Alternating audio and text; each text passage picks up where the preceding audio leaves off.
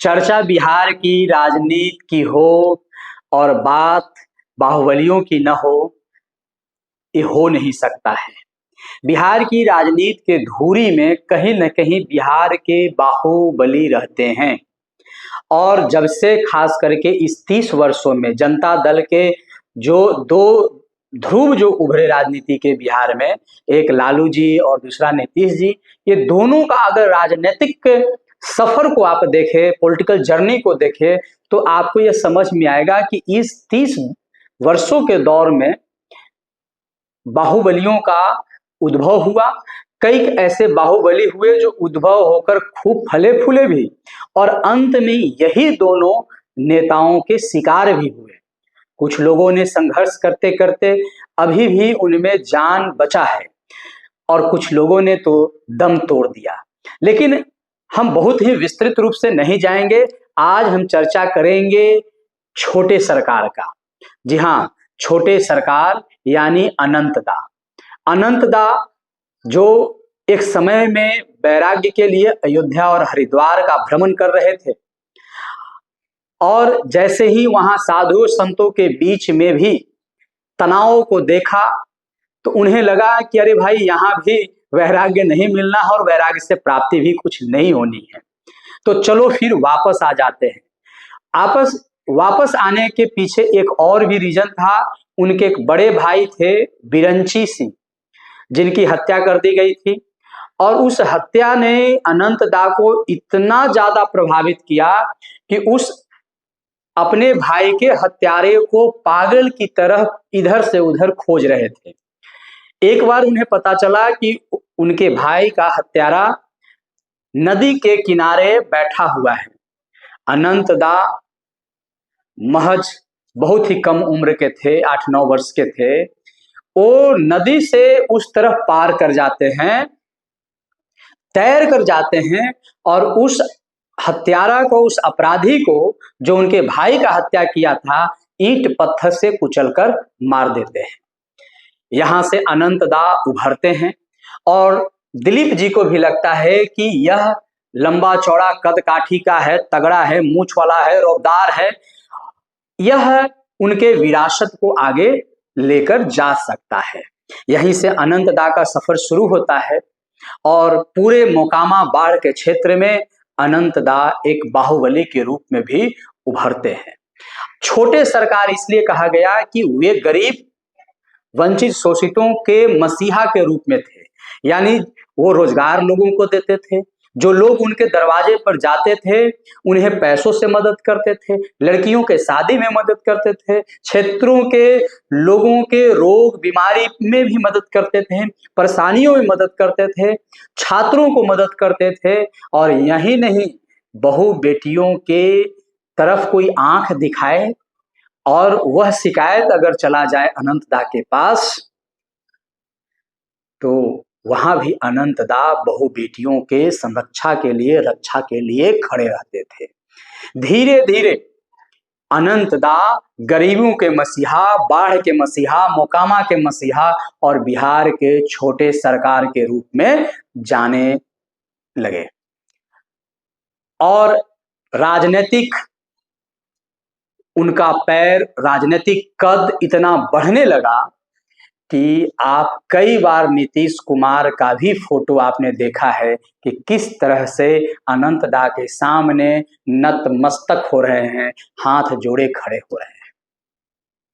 हम चर्चा कर रहे हैं 1996, 97, 98 का लोकसभा चुनाव, जब नीतीश कुमार को लगा कि लालू जी के सहायता के बिना लोकसभा जाना बड़ा मुश्किल हो गया है, अब वो नहीं जा सकते हैं, तो वो बड़ा चिंता में हो गए, बड़ा टेंशन में हो गए, तनाव में हो गए कि हम लालू जी का सब्स्टिट्यूट उस क्षेत्र में किसको ले। इसी बीच उनके दिमाग में अनंतदा का चेहरा आता है, और उनको लगता है कि यदि इस व्यक्ति को अपने साथ मिला लें तो लोकसभा जाने से कोई नहीं रोक सकता। और फिर वह अनंतदा से संपर्क करते हैं, अनंतदा से मिलते हैं, और अनंतदा का सहयोग लेकर नीतीश कुमार 96, 97, 99 के दौर में वो फिर लोकसभा जाते हैं। 2005 में जेडीयू के टिकट पर अनंत दा को मोकामा से चुनाव लड़ाया जाता है और अनंत दा जीत जाते हैं, विधानसभा जाते हैं, विधानसभा के सदस्य बनते हैं, विधायक बनते हैं और यहीं से सितारे और भी बुलंद हो जाते हैं, चमकने लगते हैं। अब तो राजनीति के और बिहार सरकार के बहुत ही करीब, यूं कहे कि अनंत दा का एक बहुत बड़ा रोल होता था बिहार सरकार चलाने में, तो इस वजह से भी उन्हें छोटे सरकार भी कहा जाता था। कुछ बातों को लेकर नीतीश कुमार से अनंत दा का अनबन हुआ और 2015 में नीतीश से अनबन होने के वजह से नीतीश कुमार की party JDU Janata Dal United को छोड़कर अनंत दा जेल से ही निर्दलीय चुनाव लड़ने की घोषणा कर देते हैं। सिर्फ घोषणा ही नहीं करते, 2015 में अनंत दा जेल से ही चुनाव लड़ते हैं और एक दिन भी क्षेत्र में चुनाव प्रचार के लिए नहीं जाते।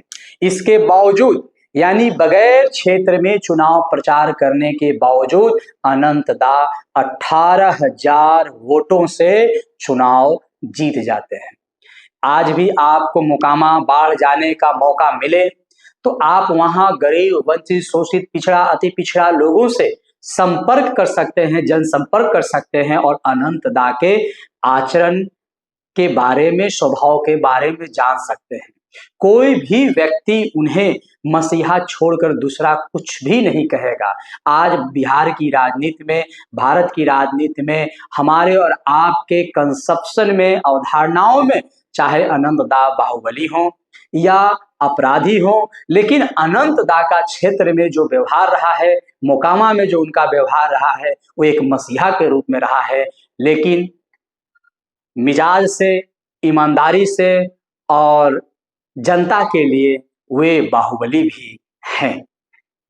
अनंत दा के अगर फिजिकल अपीयरेंस की बात करें तो आप हमेशा उनके फोटो, आप काऊ हैट वायरल होता है, काऊ हैट में, गूगल्स में सनग्लासेज पहनते हैं, टीका लगाते हैं, पूरा चैन वगैरह, घोड़े के शौकीन, हाथी के शौकीन और अजगर पालने वाले अनंत दा को पिछले कुछ वर्षों पहले अनंत दा को एक आर्म्स एक्ट में फंसा दिया गया, AK-47 का आरोप लगाया गया और फिर उन्हें जेल में डाल दिया गया। उस समय की तत्कालीन एसपी लिपि सिंह, अनंत दा जैसा कि अभी जेल से बाहर आ चुके हैं, पटना हाई कोर्ट ने उन्हें बाइज्जत बरी कर दिया है और अनंत दा बार बार पत्रकारों को कह रहे हैं कि उनको फंसाने में नीतीश कुमार का कोई योगदान नहीं है, कोई हाथ नहीं है, सिर्फ और सिर्फ लिपि सिंह ने उनको फंसाई।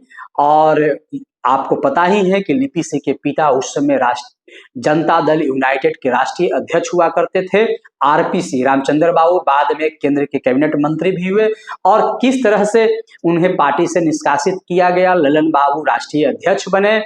इसी बीच में 2020 का विधानसभा का चुनाव आता है, अनंत दा जेल में है, चुनाव लड़ने पर पाबंदी लग चुकी है, अनंत दा जेल में है और अपनी पत्नी को राष्ट्रीय जनता दल से उन्हें टिकट मिलता है और उनकी पत्नी नीलम देवी बिहार में फिर मोकामा से चुनाव लड़ती हैं। इस तरफ ललन बाबू जी जेडीयू की पत्नी चुनाव लड़ती हैं और अनंत दा की पत्नी नीलम देवी फिर से चुनाव जीत जाती हैं और विधायिका हो जाती हैं। अब अनंत दा बाहर आ चुके हैं, राजद छोड़ चुके हैं, राष्ट्रीय जनता दल छोड़ चुके हैं और बार बार तेजस्वी पर आरोप लगा रहे हैं कि ये डिक्टेटर है, ये घरों में रहते हैं, जनता के बीच नहीं जाते हैं।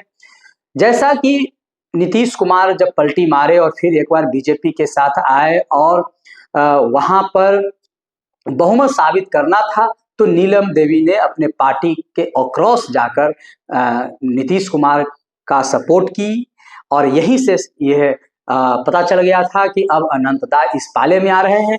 सरकार जो है भारतीय जनता पार्टी हो या नीतीश कुमार की हो, एनडीए की सरकार बिहार में एक बार फिर अनंत दा को बाहर ले आई है, क्योंकि लगता है नीतीश कुमार को कि उनकी पार्टी का जो राजनीतिक ह्रास हुआ है, अगर इसको कोई डैमेज कंट्रोल कर सकता है तो वो है अनंत दा। इसलिए अनंत दा बाहर आ चुके हैं और अनंत दा भी अब ताल ठोक रहे हैं कि मोकामा से चुनाव लड़ेंगे। अब बात हम अगर करें कि विपक्ष से कौन होगा, तो अशोक महतो, जी हाँ वही अशोक महतो, नवादा वाले, शेखपुरा वाले अशोक महतो, या हाल फिलहाल में ललन बाबू के खिलाफ में जिनकी पत्नी अनीता देवी, कुमारी अनीता ने चुनाव लड़ी मुंगेर लोकसभा से, तो वो अशोक महतो भी ताल ठोक रहे हैं और अशोक महतो की पत्नी हो सकता है कि राष्ट्रीय जनता दल या फिर महागठबंधन, इंडी अलायंस, जो भी आप कहें, उसके उम्मीदवार हो सकते हैं। तो अनंत दा जब से बाहर आए हैं, बिहार की राजनीति में एक नए समीकरण बनना शुरू हो गया है, एक नया हलचल शुरू हो गया है। आप इन सारे चीजों पर क्या सोचते हैं? क्या अनंत दा की राजनीतिक पकड़ और भी मजबूत होगा या फिर उन्हें राजनीतिक षड्यंत्रों के शिकार होना पड़ सकता है? इन सारे विषयों को लेकर आप क्या सोचते हैं? आप अपनी प्रतिक्रिया कमेंट बॉक्स पर दें। मैं हूं अभिषेक कौशिक और आप देख रहे थे जन प्रहरी मीडिया। आप सबको बहुत बहुत धन्यवाद, साधुवाद, जय हिंद, जय भारत।